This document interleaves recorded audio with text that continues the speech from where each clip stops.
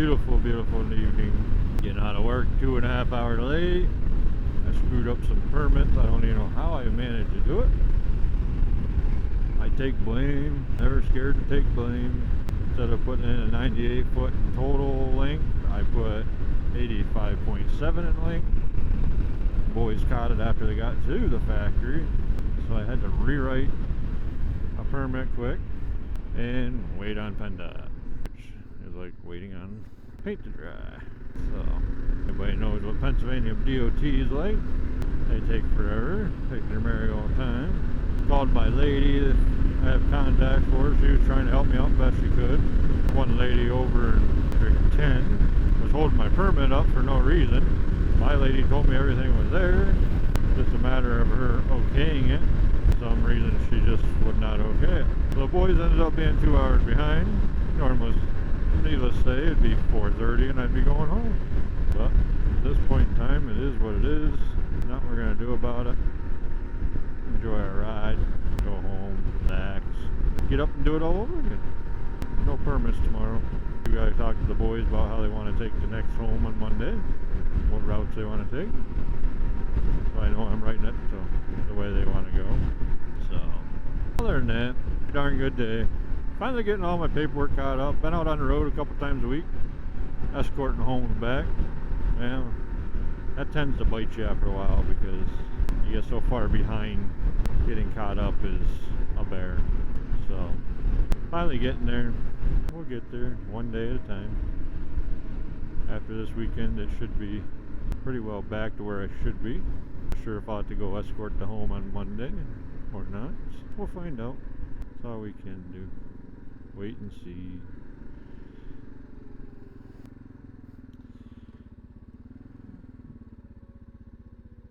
Trying to figure out where I want to go fishing this weekend. Definitely want to go to a bigger body of water, try for some bigger fish.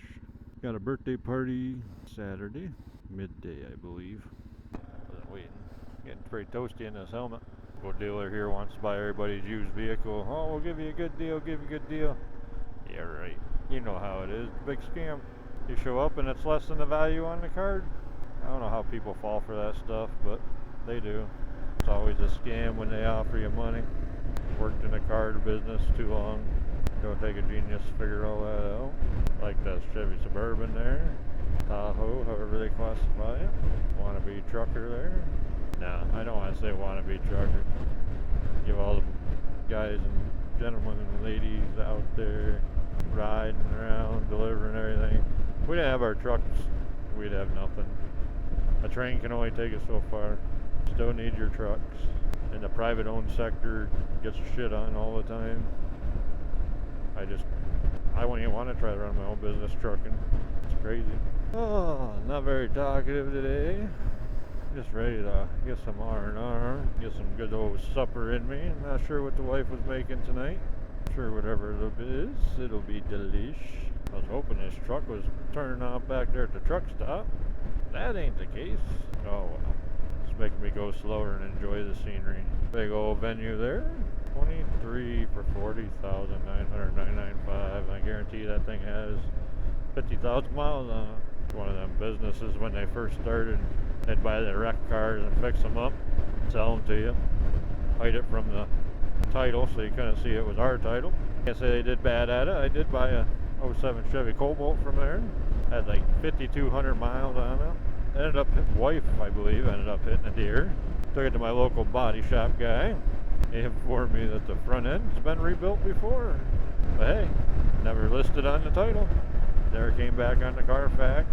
So, you know, there's ways around it if you know what you're doing. That was actually a good car right up. I mean, I put 78,000 on it or something like that. My inner rocker started rotting out. First car I ever paid off. I usually trade them before I pay them off. Inner rockers were going. My wife and I were having kids. I just didn't want to deal with it. I talked to my local body guy again. He says, well, the proper way to do that is to replace the whole unibody. Because the whole side of them are one big solid unibody. So I said, no. He said, you're going to have about $5,000 wrapped up in that, if not better. So I sold it. I actually traded it and sold it at the same time. So the girl came into the dealership, signed the title over that day, and the day we sold it to them, she signed the title and took it home. She ran it for a good 5 years after I sold it to her. But I looked at it this way, my kids were going to be in that car. I didn't want them with the safety of it. So we traded it. Ended up with a Ford Fusion 2013. Great little car, mid-size-ish, but with a family, kids growing. He's in your back going down the road. It was time to get rid of that one too. I ended up trading my truck I had at the time, 2500, because we sold our camper. Got the wife a Ford Explorer. I drove the Fusion for a while. Traded that in on my Chevy I have now, 2017 Chevy pickup. Great truck, but it has the typical Chevy mission shutter, and it does have the activation in it to save you on gas. No issues yet, knock on wood. Talking with my boss, he had the same motor, 70,000 when his went. So I'm hoping I could have that unicorn that gets through without a lick of an issue. We'll see. 60-some thousand now. Just have to put more miles on the bike, that's all. Sugar, ready for a nap. 13-hour day, not used to her. That drive time is what gets me. We had to go an hour up to the site, hour back. After sitting in the office all day, you get out and drive. I mean, yes, it's nice to get out of the office, but you're already tuckered out, you know, so you start getting lazy or wore down, so then all of a sudden you're getting tired. If I go to the factory and escort a car or a house home, you get about halfway back. That's when it really sets in. 3 hours down to get to the house. About an hour to get everything around hooked up and ready to go.